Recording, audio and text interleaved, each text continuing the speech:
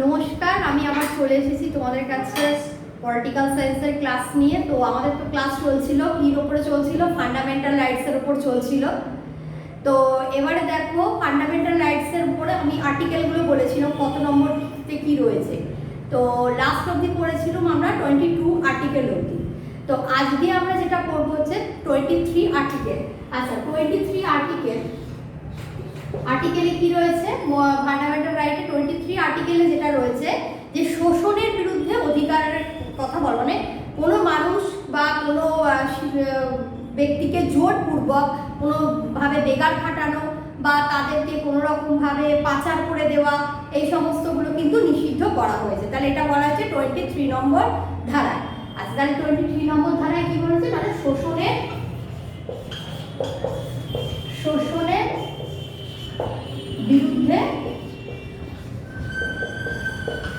শোষণের বিরুদ্ধে অধিকার। ঠিক আছে?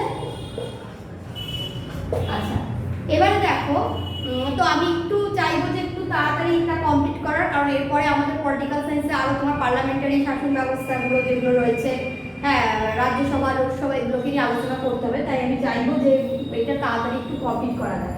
যাই হোক, দেখো 23টা আমাদের বলছে যে শোষণের বিরুদ্ধে অধিকার রয়েছে। আচ্ছা, 24-এ কি রয়েছে? 24-এ যেটা রয়েছে যে 6 থেকে 14 বছর বয়সী, 6 থেকে 14 বছর বয়সী সমস্ত শিশুদেরকে কি বলছে না, মানে তাদেরকে কোনো বেতন না নিয়ে যে প্রাথমিক শিক্ষা যেটা, এইটা কিন্তু কম্পালসারি করেছে। এবং এটা আমরা জানি 86তম অ্যামেন্ডমেন্ট অ্যাক্ট 2002-এ, হ্যাঁ, এটা কিন্তু খুব, এবং 21-এর A নম্বর আর্টিকেল, এটা যদি তুমি এটা ধরো যেখানে কিন্তু এটাই করেছে। এবং 24 নম্বর ধারায় 6 থেকে যে শিশুদের ছাড়াও তার সমস্যাটা আমি একটু মানে বললাম, কোনো কলকারখানার কাজের কথা আমি একটু ভুল বললাম, মাফ করো। তো 6 থেকে 14 বছর বয়সীর নিচে, মানে 14 বছর বয়সীর নিচে শিশুদেরকে কলকারখানায় তাদেরকে বেকার খাটানো বা কলকারখানাতে কাজ করার জন্য বাধ্য করা, সেটা পুরোপুরিভাবে নিষিদ্ধ করেছে। কিন্তু কেউ যদি ফ্যামিলি বিজনেসের সঙ্গে যুক্ত হতে চায় বা কোনো ফ্যামিলি বিজনেসে যুক্ত থাকে, সেটার মধ্যে কিন্তু কোনো রকম প্রভিশন থাকছে না। তো এই গেল তো 24 নম্বর ধারা। তাহলে 14 বছর বছরের নিচে শিশুদের কাজে অন্তর্ভুক্তি না, ঠিক আছে, অন্তর্ভুক্তি না করা। তো এটা গেল হচ্ছে তোমার 24 নম্বর ধারায় রয়েছে। এবারে দেখো, এর নেক্সট যেটাতে আসবো আমি 25 থেকে 28।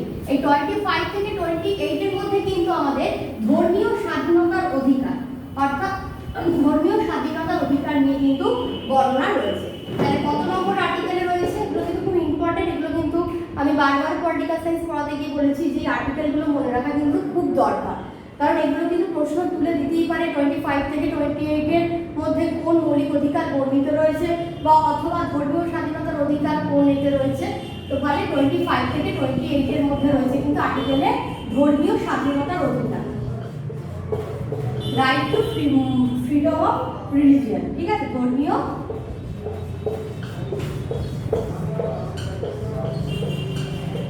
স্বাধীনতার অধিকার।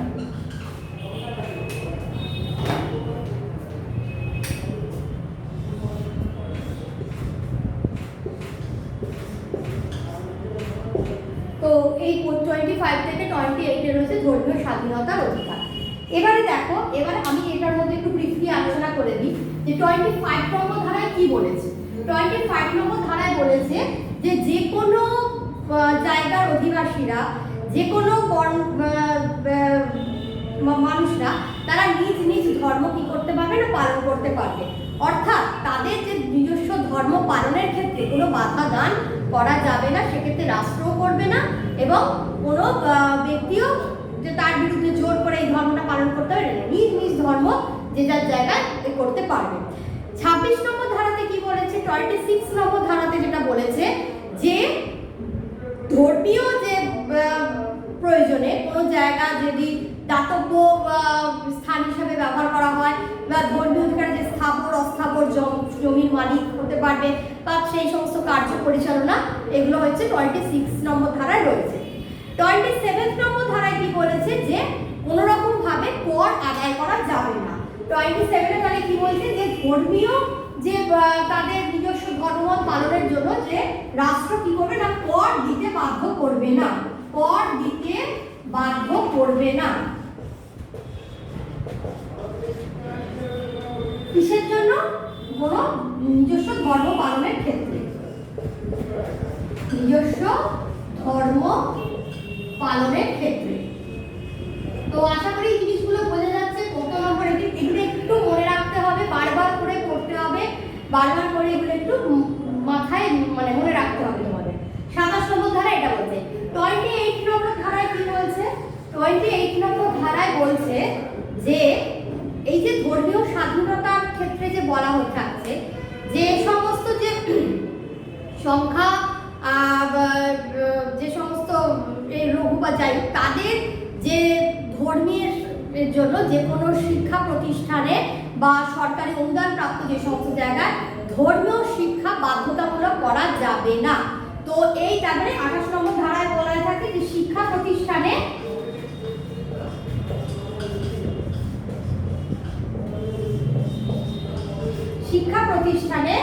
ধর্ম শিক্ষা বাধ্যতামূলক নয়। ঠিক আছে?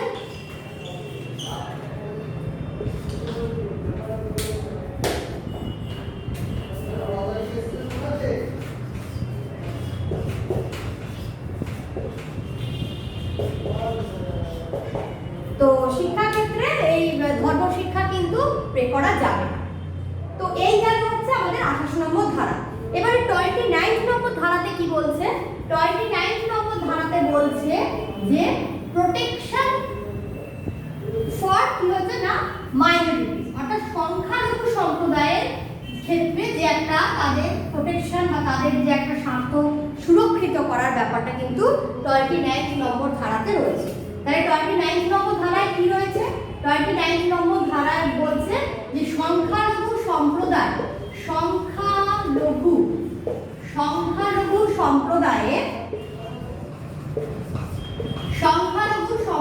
স্বার্থ রক্ষা। ঠিক আছে? অর্থাৎ কোনোভাবে রাষ্ট্র যে তারা সংখ্যালঘু ভাবে তাদেরকে যে একটা বিভেদ ভাবে দেখা বা তাদেরকে যে একটা নিজ ভাবে করা সেটা কিন্তু করতে পারবে না। অর্থাৎ সংখ্যালঘু সম্প্রদায়েরও স্বার্থ সাধারণ মানুষের মতো রক্ষা করতে হবে। 30 নম্বর ধারায় কি বলছে? এটা 29। এই যে সংখ্যালঘু সম্প্রদায়টা আমাদের কথা বললাম, তো এই সংখ্যালঘু সম্প্রদায়রা তারা নিজ নিজ সাইটে যে সমস্ত শিক্ষা প্রতিষ্ঠান নিজস্ব পরিচালনা করতে পারবে এবং এই সমস্ত তাদের সংখ্যালঘু সম্প্রদায়ের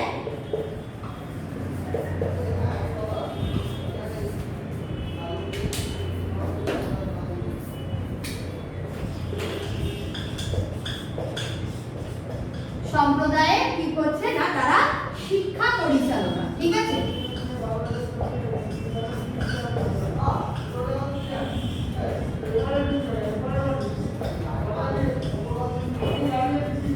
শিক্ষা পরিচালনা করতে পারবে।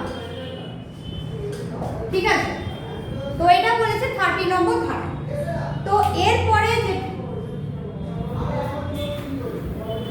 দেখো, এরপরে যেটা আমরা দেখতে পেলাম নেক্সট যেটা, তো এই গেল হচ্ছে 29, 30। এবারে 32।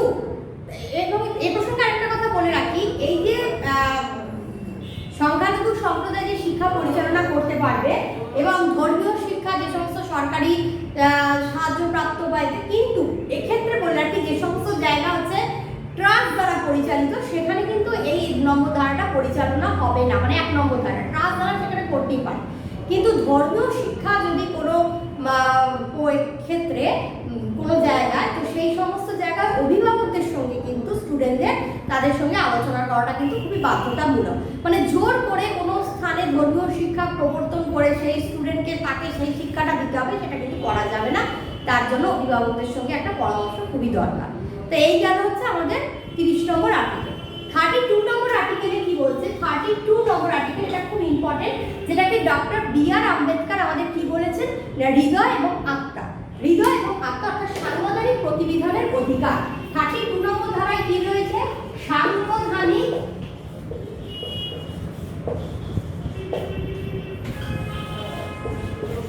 প্রতিবিধানের প্রতিবিধানের সাংবিধানিক প্রতিবিধানের অধিকার, ঠিক আছে, 32 নম্বর ধারায়, যেটাকে হৃদয় এবং আত্মা বলেছেন বারবারই বলছি ডক্টর বি.আর. আম্বেদকর, ঠিক আছে, হৃদয় এবং আত্মা।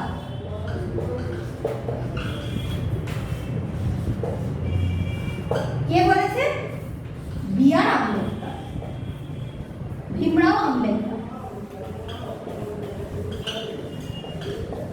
তো দেখো এই হলো আমাদের, এবং এই যে সাংবিধানিক প্রতিবিধানের অধিকারের ক্ষেত্রে এ প্রসঙ্গে আমরা বলে রাখি যে মৌলিক অধিকার যদি কোনো কারণে লঙ্ঘিত হয় তাহলে আমরা এটার ব্যাপারে সুপ্রিম কোর্ট পাশাপাশি হাইকোর্ট এই দুটো জায়গাতেই কিন্তু আমরা লেখ আদালত লেখ জারি করতে পারি মৌলিক অধিকার। তো সুপ্রিম কোর্টে আমরা বলেছিলাম কত নম্বর ধারায় 32 এবং হাইকোর্টে হচ্ছে 226, ঠিক আছে, এটা হচ্ছে সুপ্রিম কোর্ট এবং 226 এ হচ্ছে হাইকোর্ট, এখানে লেখ জারি করা যেতে পারে। তাহলে এই দুটো কিন্তু মনে রাখা খুব দরকার যে কত নম্বর ধারায় করা যায়। 32 তে হচ্ছে সুপ্রিম কোর্ট আর 226 এ হচ্ছে আমাদের হাইকোর্ট। তো এইবারে যে জিনিসটা আছে দেখো, যদি কোনো গাড়ি 5 ধরনের আমাদের লেখ জারি হতে পারে। 5 ধরনের লেখ আমরা কি কি বলতে পারি? 5টা লেখ আছে, আমি জাস্ট একটু বলে দিচ্ছি। প্রথমটা হচ্ছে হেভিয়াস কর্পাস, যেটার বাংলা কথা হচ্ছে বন্দি প্রত্যক্ষকর, হেভিয়াস কর্পাস। তারপর হচ্ছে ম্যান্ডামাস, ম্যান্ডামাস মানে হচ্ছে পরমাদেশ। আচ্ছা, আমি এগুলো নিয়ে আরো ব্রিফলি আলোচনা করবো, কোন ক্ষেত্রে কোনটা প্রযোজ্য হয়, কোন ক্ষেত্রে কোনটা হয় না। আগে আমি 5টা লেখের নাম বলে দিচ্ছি, হেভিয়াস কর্পাস, ম্যান্ডামাস, তারপরে হচ্ছে কোয়ারেন্ট অর্থাৎ অধিকার স্বেচ্ছা, তারপর হচ্ছে প্রভিশন অর্থাৎ নিষেধ, এবং লাস্টে হচ্ছে কার্টেরি বা উৎপ্রেষণ। তো প্রথম যেটা আমি বললাম, তাহলে 5টা লেখ সম্পর্কে আমি বলে দিলাম। এবার 5টা লেখের মধ্যে প্রথমটা আমি আসছি হেভিয়াস কর্পাস। হেভিয়াস কর্পাস 1 নম্বরটা হচ্ছে কি, বাংলাতেই লিখছি, হেভিয়াস কর্পাস। আচ্ছা, হেভিয়াস কর্পাস কথাটির অর্থ হচ্ছে বন্দি প্রত্যক্ষকরণ, টু হ্যাভ দ্য বডি। এটার কথা হচ্ছে টু হ্যাভ দ্য বডি, মানে তুমি কোনো আদালতে কোনো ব্যক্তি কি কারণে গ্রেফতার হয়েছে তাকে সশরীরে আদালতে হাজির করতে হবে। কেন তাকে গ্রেফতার করা হয়েছে সেই কারণটাকে নিয়ে তাকে সরাসরি হাজির করতে হবে। এবং এই কয়েকটা ক্ষেত্রে আমি বলে রাখি যে হেভিয়াস কর্পাস কয়েকটা ব্যতিক্রম রয়েছে যেখানে করা যায় না। যেমন জাস্ট লাইক আমি বলে রাখছি, যেমন কোনো ব্যক্তিকে যে গ্রেফতার করা যায় যদি সেই ব্যক্তি ওই আদালতের এখতিয়ারের মধ্যে না পড়ে, কারণ প্রত্যেকটা আদালত রয়েছে আলাদা আলাদা, সেখানে বিভিন্ন জায়গায় বিভিন্ন স্থানের বিশেষে সেখানে আদালত সেখানে তাদের রায় দেয়, কিন্তু সেই ব্যক্তি যদি ওই আদালতের এর মধ্যে পড়ছে না তার বিরুদ্ধে করা যাবে না, 1 নম্বর। 2 নম্বর হচ্ছে কোনো ব্যক্তির বিরুদ্ধে ফৌজদারি আইন জারি হয়েছে এবং সে যদি মুক্তি প্রার্থনা করে তার করা যাবে না, এবং আদালতে যে রায়, সেই আদালতের রায়ের ক্ষেত্রে যে অবমাননা হয়েছে সেক্ষেত্রে হস্তক্ষেপ করলে এগুলোর ক্ষেত্রে কিন্তু হেভিয়াস কর্পাস করা যায় না। তাহলে কয়েকটা যেমন নিয়ম রয়েছে তেমন ব্যতিক্রমও আমরা দেখতে পাচ্ছি যে এগুলোর ক্ষেত্রে হেভিয়াস কর্পাস পাওয়া যাবে না। নেক্সট আমি চলে আসি হচ্ছে ম্যান্ডামাস।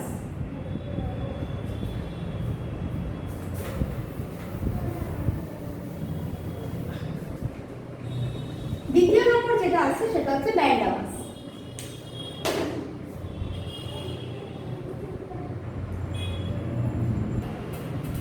তো দেখো এরপরে যেটা আমি আলোচনা করবো সেটা হচ্ছে ম্যান্ডামাস।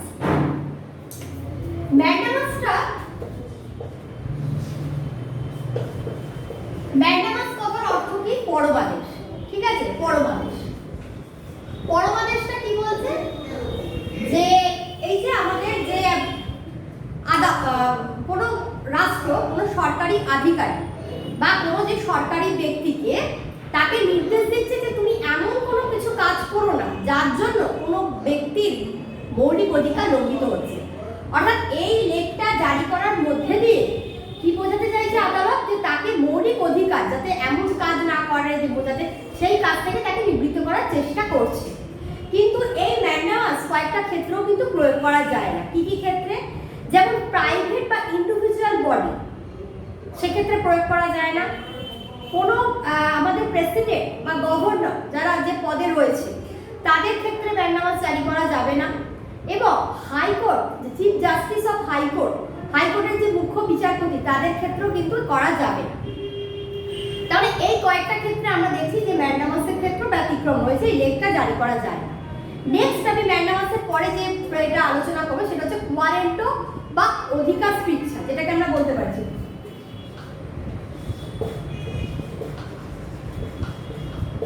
কোয়ারেন্টো বা অধিকার স্বেচ্ছা।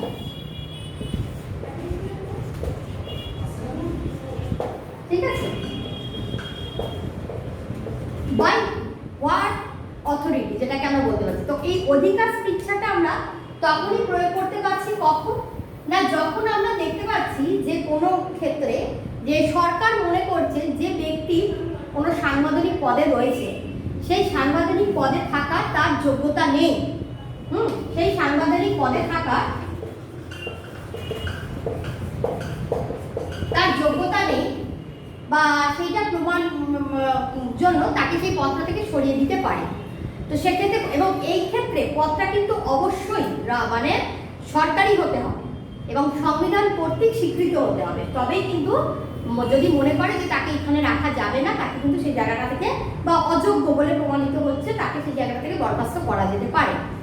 ওয়ারেন্টের পরে আমি যেটা আসছি প্রভিশন বা নিষেধ।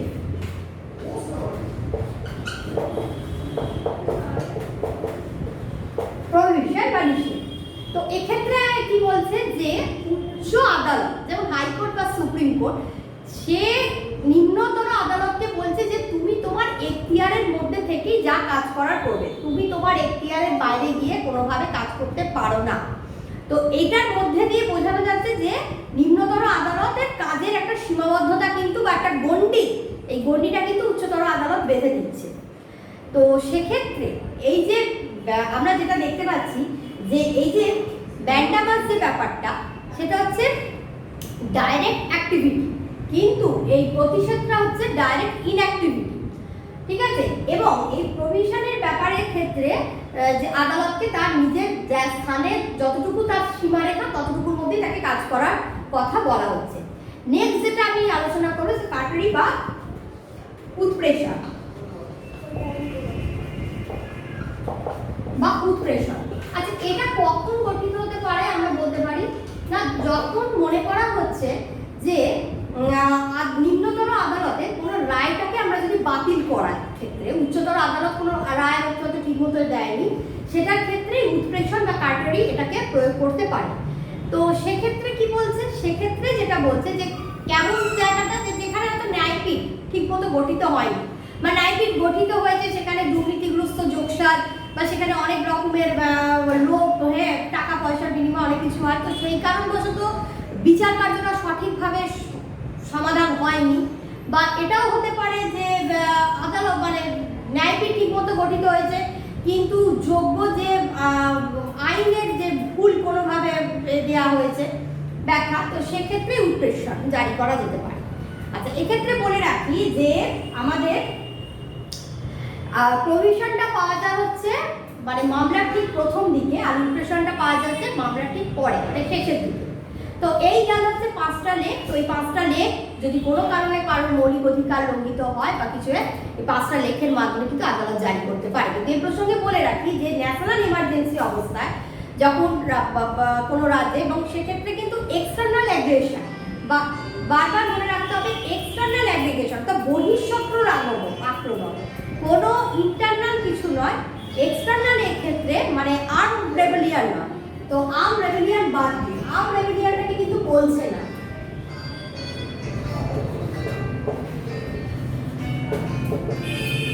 আর্ম রেবেলিয়ন নয়, এটাকে কি বলা হয়ে থাকছে যে যদি কোনো কারণে সশস্ত্র অর্থাৎ এক্সটার্নাল অ্যাগ্রিগেশন অর্থাৎ বহিঃশত্রুর আক্রমণ বা যুদ্ধ, সেই সময় রাষ্ট্রপতি 19-এর এতে বর্ণিত যতগুলো মৌলিক অধিকার রয়েছে সেগুলো কিন্তু রাষ্ট্রপতি পোস্টপন করে দিতে পারে, বাট 20 এবং 21 নম্বর ধারাটাকে কিন্তু ব্যতি রেখে পার ছাড়া। তাহলে 19-এর এটা কিন্তু জাতীয় জরুরি অবস্থার ক্ষেত্রে 19-এর এতে বর্ণিত যে সমস্ত মৌলিক অধিকারগুলো রয়েছে সেগুলো কিন্তু সব পোস্টপন হয়ে যায়, বাট 20 এবং এক্সেপ্ট হচ্ছে 20 এবং 21 নম্বর। ঠিক আছে, 20 এবং 21 নম্বরে আমরা কি দেখেছিলাম যে যেখানে শাস্তি দানের ক্ষেত্রে মানে কোনো ব্যক্তিকে আটক করা এবং তাকে যে শাস্তি দেওয়ার ক্ষেত্রে যে সীমারেখা, এবং তার সঙ্গে 21 নম্বর ধারাতে যে জীবন এবং স্বাধীনতার অধিকার যেখানে বলা থাকে যে প্রত্যেকটা মানুষের, এই দুটো বাদ দিয়ে কিন্তু রাষ্ট্রপতি 19-এ এনে, এবং পরবর্তীকালে 1978-এর 44তম অ্যামেন্ডমেন্ট অ্যাক্ট যেটা পাস হয়েছিল, তো তার মধ্যে দিয়ে রাষ্ট্রপতিকে আরো কিছু দেওয়া হয়েছে যে মৌলিক অধিকারগুলো স্থগিতের ক্ষেত্রে, যেটা 359 নম্বর ধারায় বর্ণিত রয়েছে, কিন্তু 20 এবং 21 নম্বর ধারাটাকে কোনো পরিস্থিতিতেই কিন্তু রদ করা যায় না। এবং তার সঙ্গে এটাও বলে রাখি যে মৌলিক অধিকার লঙ্ঘিত হলে জরুরি অবস্থাকালীন আদালতে যে গিয়ে যে তার কি কারণে তার হচ্ছে যেটা যে মানুষ করবে সেটা কিন্তু বন্ধ রাখতে পারে, কিন্তু সেই একইভাবে 20-21টা বাদ দিয়ে জাতীয় মানে কোনোভাবেই জাতীয় জরুরি অবস্থাকালীন 20-21টাকে কিন্তু পোস্টপন করে রাখা যাবে না। তো এই গেল হচ্ছে তো আমাদের 5টা লেখ, এবং 5টা লেখের সম্পর্কে আমি ব্রিফলি আলোচনা করে দিলাম। এরপরে যেটা আমি আসবো সেটা হচ্ছে directive principle of state policy, অর্থাৎ যেটাকে আমরা বলতে পারছি নির্দেশমূলক নীতি, যেটা কত নম্বর আর্টিকেলে রয়েছে, যেটা 36 থেকে 51 আর্টিকেলের মধ্যে কিন্তু এই directive principle of state policy কিন্তু আলোচিত হয়েছে। তো এই যে ডাইরেক্টিভ প্রিন্সিপাল স্টেট পলিসিটা কোথা থেকে নেওয়া হয়েছে, এটা এর আগে আমি বলেছিলাম যখন ফার্স্ট আলোচনা করছিলাম পলিটিক্যালে, যে কোথা থেকে কোনটা কি নেওয়া হয়েছে, অ্যাডপ্ট করা হয়েছে। এটা নেওয়া হচ্ছে আয়ারল্যান্ড সংবিধান থেকে। কোথা থেকে নেওয়া হয়েছিল? আয়ারল্যান্ডের সংবিধান থেকে। তো আয়ারল্যান্ডের সংবিধান থেকে এই জিনিসটাকে অ্যাডপ্ট করা হয়েছে। তো এরপরে আমি যেটা বলতে চাইছি যে এই যে directive principle of state policy, এটা কয়েকটা জিনিসের উপর ভিত্তি করে গড়ে উঠেছে। কি কি? ফার্স্ট হচ্ছে লিবারেল, সেকেন্ড হচ্ছে ডেমোক্রেটিক, থার্ড হচ্ছে সোশ্যালিস্ট, এবং ফোর্থ হচ্ছে গান্ধীয়ান যে পলিসি বা গান্ধীয়ান যে গান্ধীবাদী যে নীতি আমরা বলতে পারি, সেইটার উপর কিন্তু ভিত্তি করে বেস করে directive principle of state policy এগুলো গড়ে উঠেছে। এবং ডাইরেক্টিভ প্রিন্সিপাল স্টেট পলিসিটাকে আমরা বলতে পারছি যে কনসাইন্স অফ দ্য কনস্টিটিউশন, কি না জাগ্রত বিবেক, এবং এর সঙ্গে ফান্ডামেন্টাল রাইটের কিন্তু একটা খুব দৃঢ় সম্পর্ক রয়েছে। যদিও ফান্ডামেন্টাল রাইট হচ্ছে এনফোর্সেবল বাই ল, কিন্তু আদালত কর্তৃক বলবৎযোগ্য বাই, কিন্তু directive principle of state policy এটা কিন্তু আদালত কর্তৃক মানে মানতেই হবে, এটা কিন্তু বলবৎযোগ্য নয়। এবং মানুষ এটা মানে এটাকে মানতে হবে, এবং এটাকে পরবর্তীকালে সুপ্রিম কোর্ট রায় দিয়েছিল, কিন্তু মানে উপেক্ষা করা যাবে না, কিন্তু না মানলেও কোনো অসুবিধা নেই, কিন্তু মৌলিক অধিকারগুলোর ক্ষেত্রে সরাসরি কিন্তু আদালত কর্তৃক এগুলো বলবৎযোগ্য, এগুলোকে মানতেই হবে। তো নেক্সট যেটা নিয়ে আমি এবার আলোচনা করব যে directive principle of state policy কতগুলো রয়েছে, তার মধ্যে 38 নম্বর আর্টিকেলে বলছে কি যে মানুষের জীবন এবং প্রত্যেকটা মানুষের জীবন এবং সুনিশ্চিততা দানের কথা বলা হয়ে থাকছে প্রত্যেকটা মানুষের। 38 নম্বর আর্টিকেল। 39-এ কয়েকটা ভাগে ভাগ করে দিয়েছে। 39 আর্টিকেলে দেখো, তো এই যে জীবন সুনিশ্চিত করা পায়, তার সঙ্গে সঙ্গে 1 নম্বর যেটা বলছে যে সঠিকভাবে একটা জীবিকা উপার্জনের সুযোগ দেওয়া হবে, সম্পদের একটা বন্টন, ঠিক আছে, এবং এই সম্পদটা যাতে কোনো মুষ্টিমেয় বা কোনো লোভী মানুষের হাতে যাতে বর্ণিত না হয় সেটা, এবং equal work for equal pay, that is very very important হচ্ছে। এটা কিন্তু নেওয়া হচ্ছে directive principle of state policy থেকে, যে প্রত্যেকটা কাজের ক্ষেত্রে নারী এবং পুরুষ তাদেরকে ইকুয়াল পে করা হবে, কাউকে বৈষম্য করা হবে না। এই জায়গাটা কিন্তু ডাইরেক্টিভ প্রিন্সিপাল স্টেট পলিসি থেকেই কিন্তু নেওয়া হয়েছে। এটা কিন্তু অনেকে এটা ভুল করে দেয়, যেটা কিন্তু মৌলিক অধিকার অংশ করে দেয়, কিন্তু নয়, এটা কিন্তু directive principle of state policy, equal work for equal pay.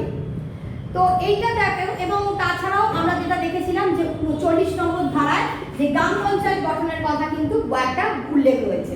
40 নম্বর ধারায় গ্রাম পঞ্চায়েতের কথা। 41 নম্বর ধারায় বলছে যে সমস্ত বরিষ্ঠ নাগরিক যারা রয়েছে, যারা খুব বয়স হয়ে গেছে, যারা অদক্ষ শ্রমিক, তাদেরকে সঠিক জীবিকা বা তাদেরকে সঠিক করা, সেই জিনিসটা বলছে, ঠিক আছে। 42-তে বলছে যে একটা মাতৃত্বকালীন যে মেয়েদের একটা যে ছুটির ব্যবস্থা সেটা কিন্তু করা হয়েছে। 43 নম্বর আর্টিকেলে কি বলছে? 43 নম্বর আর্টিকেলে বলছে কটেজ ইন্ডাস্ট্রি, এটা খুব ইম্পর্টেন্ট। এটা কত নম্বর আর্টিকেলে তাহলে বলেছে? কুটির শিল্প। কুটির শিল্পর কথা বলেছে হচ্ছে 43 নম্বর আর্টিকেলে, নির্দেশমূলক নীতি। 44-এ আমরা জানি যে সিভিল কোড, ঠিক আছে। 44-এ কি রয়েছে? Civil code. 44-এ কি রয়েছে? Civil code. আচ্ছা, 44-এর পর দেখো 45টা খুব ইম্পর্টেন্ট। এখানে একইভাবে 6 থেকে যেটা ফান্ডামেন্টাল রাইটেও বলেছে, সেটা নির্দেশমূলক নীতিতেও বলেছে 45, কিন্তু নির্দেশমূলকে এটা কততে বলেছে? 45-এ কি বলেছে? 6 থেকে 14 বছর বয়সে যে সমস্ত শিশুরা থাকবে, এবং এটা 86তম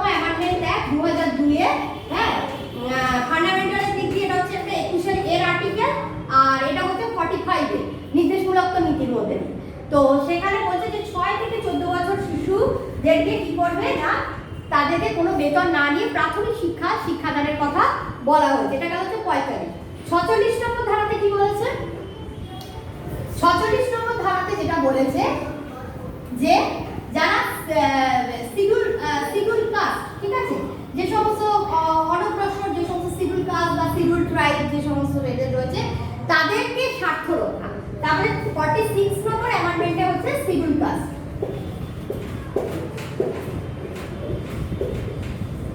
schedule caste and schedule tribe তাদের একটা স্বার্থ রক্ষার কথা কিন্তু বলছে। এবং 47 নম্বর ধারাতে কি বলছে যে এই যে মাদক, বিভিন্ন যে সমস্ত অ্যাডিক্টেড হয়ে পড়ছে বা সেই মাদক পাচার বা মাদকে এগুলোকে নিষিদ্ধ করা হয়েছে। 47 ধারায় মাদক। আচ্ছা, 48 নম্বর ধারাতে কি বলছে? 48 নম্বর ধারা হচ্ছে অ্যানিমাল হাজবেন্ডারি বা এই যে পশুপালন এবং বিনা নির্বিচার যে পশু হত্যা এটাকে নিষিদ্ধ করা হয়েছে 48 নম্বর ধারা। আচ্ছা, 49 নম্বর ধারায় কি করেছে? তাহলে 48 নম্বর ধারা হচ্ছে পশু হত্যা নিষিদ্ধ। পশু হত্যা নিষিদ্ধ। আচ্ছা, নেক্সট হচ্ছে 49। 49 এ আমাদের হচ্ছে কি যে এক্সিকিউটিভ যে বিভাগটাকে, জুডিশিয়ারি বিভাগটা অর্থাৎ শাসন বিভাগ এবং বিচার বিভাগ দুটো সম্পূর্ণভাবে আলাদা। তাহলে শাসন বিভাগটাকে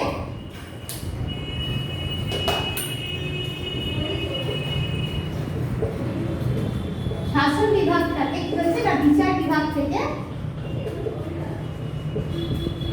বিভাগ থেকে আলাদা করা হয়েছে।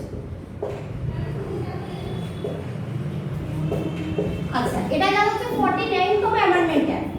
এবং লাস্ট যেটা 50 যেটা বলছে 50তম অ্যামেন্ডমেন্ট অ্যাক্টটাতে বলা হয়ে থাকছে যে ইন্টারন্যাশনাল পিস অর্থাৎ আন্তর্জাতিক শান্তি, ঠিক আছে, আন্তর্জাতিক শান্তি।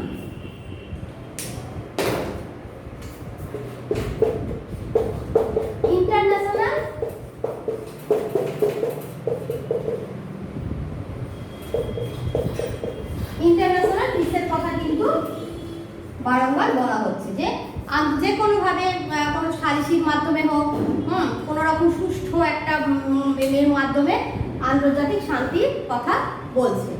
আচ্ছা, নেক্সট আমরা 42তম অ্যামেন্ডমেন্ট অ্যাক্ট। 42তম অ্যামেন্ডমেন্ট অ্যাক্ট, ঠিক আছে, 1976। 42তম এটাকে কি বলা থাকে? মিনি কনস্টিটিউশন, ঠিক আছে। বেশিরভাগই মানে সবকিছুরই হয়ে 42তম সংবিধান সংশোধন ফার্স্ট হয়েছিল কত? আমাদের 1951 সালে, ঠিক আছে। এবং 42তম কনস্টিটিউশন এটাকে বলা থাকে মিনি কনস্টিটিউশন। এটা অনেকবারই বলেছি। তো যাই হোক, এই যে 1976 যে 42তম অ্যামেন্ডমেন্ট অ্যাক্ট, তো সেই 42তম অ্যামেন্ডমেন্ট অ্যাক্টে দুটো জিনিসকে যুক্ত করেছে। একটা হচ্ছে 39A আর একটা হচ্ছে 39 এর A। আচ্ছা, 39 এর এতে কি বলছে যে ফ্রি লিগাল, অর্থাৎ প্রত্যেকটা মানুষকে নিখরচা আইনি সুযোগ দেওয়ার কথা বলা হচ্ছে, ঠিক আছে। প্রত্যেকটা মানুষ নিখরচা আইনি পাবে। 39 এর এসে কি বলছে? এই যে এক্সপ্লয়টেশন এগেইনস্ট চাইল্ডহুড, মানে শোষণের বিরুদ্ধে, যে চাইল্ডহুড যে আমাদের শৈশব যে জীবন ধ্বংস হয়ে যাচ্ছে বা সেটা যাতে না হয়, সেটা 39 এর এফেতে কিন্তু বলা হচ্ছে। আচ্ছা, নেক্সট হচ্ছে 1978 এরপরে হচ্ছে 1978 44তম অ্যামেন্ডমেন্ট অ্যাক্ট, যেটা 1978 44তম অ্যামেন্ডমেন্ট অ্যাক্টে একটা হচ্ছে 43A, যেখানে বলা হয়ে থাকছে কি 78 44তম অ্যামেন্ডমেন্টে যে যেখানে শ্রমিকদের একটা পার্টিসিপেশন, তারা বিভিন্ন ওয়েতে পার্টিসিপেট করতে পারবে, সেইটার কথা বলা হয়ে থাকছে। এবং